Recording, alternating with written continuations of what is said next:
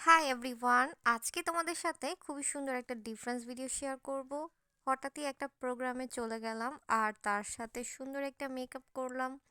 তো ভাবলাম মেকআপটা তোমাদের সাথে শেয়ার করি। আমার আই লুকটা খুবই ন্যাচারাল একটা গ্লোয়িং মেকআপ রাখার ট্রাই করেছি।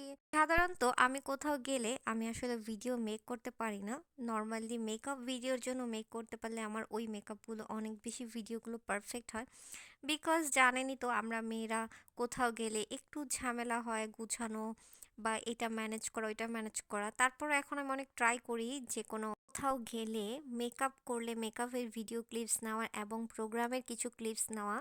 সো আমি এরকম ট্রাই করি। সো সেম হেয়ার আমি আজকেও ট্রাই করেছি, যেহেতু একটা প্রোগ্রামে যাব। সো আমি একটু একদম ন্যাচারাল একটা আই লুক ক্রিয়েট করার চেষ্টা করছি। সো চলেন মেকআপ নিয়ে একটু কথা বলি।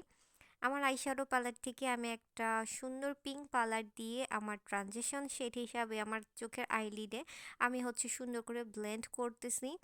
ব্লেন্ডটা একটু ভালো মতো করে আমি একটা ব্ল্যাক আইশ্যাডো নিয়ে আমার চোখের একদম আউটসাইডের দিকে একটু ডার্ক করতেছি।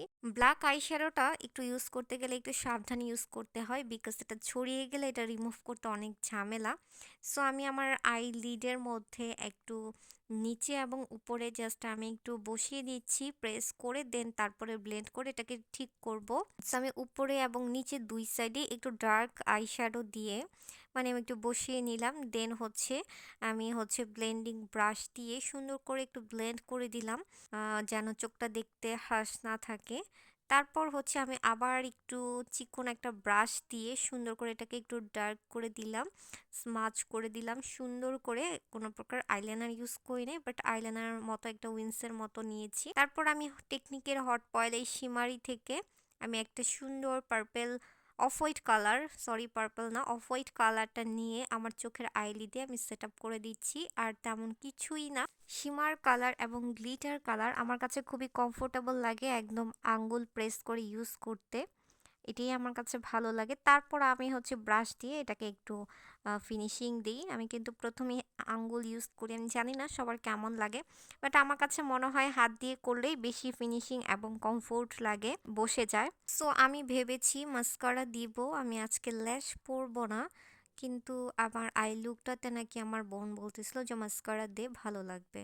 তো পরে আমি আর ক্লিপস নিতে পারি নাই, দেন মাস্কারা আমি পরে ফেলেছি। আর বেস মেকআপটা অফ স্কিনে করেছি খুব দ্রুত করে, রেডি টেডি হয়ে আই মেকআপটা আগে করেছি, তারপর বের হয়ে গেলাম। এই ছিল আমার ফাইনাল লুক।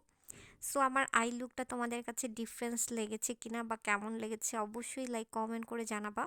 তারপর আমরা প্রোগ্রামে যেয়ে আমরা এই সুন্দর সুন্দর কিছু ক্লিপস নিতেছিলাম। মেকআপটা কিন্তু খুব ইজিলি বাট একটু গ্লোয়ি, অবশ্যই কাছ থেকে আমি কিছু ক্লিপস নিয়েছি, সেটা তোমাদের সাথে শেয়ার করলাম। সো আমার ফাইনাল ফুল আউটফিটের ডিটেলস এবং অর্নামেন্টসের ডিটেলস সব কিছু তোমাদের সাথে আরেকটা ভিডিওতে শেয়ার করব। এবং কিছু আপ এবং ক্লিপস নিলাম, সো এটাও তোমাদের সাথে শেয়ার করলাম। আর আমার হেয়ারটাকে আমি কার্ল করেছিলাম, বাট স্প্রেটা না করায় আমার হেয়ারটা নেমে আসছে। যদিও আমার চুল কিন্তু অনেক বেশি সিল্কি, কোনো বার্ন আসলে তেমন একটা করতে পারি না যদি শ্যাম্পু করে থাকি। জানি না আমার মতো এরকম কেউ আছে কিনা। তারপর আর আমি বাসায় তেমন কোনো ক্লিপস নিতে পারি নাই মেকআপের। তারপর বাসায় এসে কিছু ক্লিপস নিলাম, তখন অনেকটাই অন্ধকার হয়ে গিয়েছে।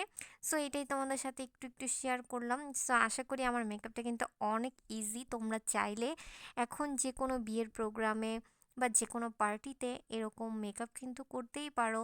সো আজকে এই পর্যন্তই। নেক্সটের নতুন কোনো ভিডিওতে নতুন কোনো প্রোডাক্টের রিভিউ শেয়ার করব এবং পিগমেন্ট শেয়ার করব। সেই পর্যন্ত ভালো থাকো, সুস্থ থাকো।